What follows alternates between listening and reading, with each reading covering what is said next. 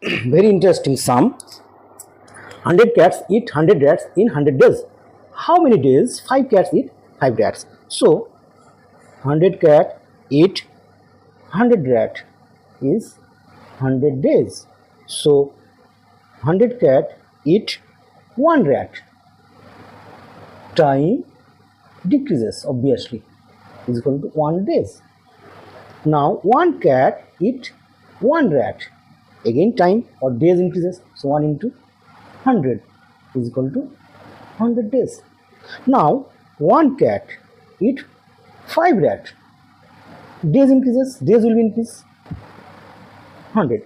Now 5 cat eat 5 rat. It will be 5 into 100 by 5 is equal to 100 days. This is the answer.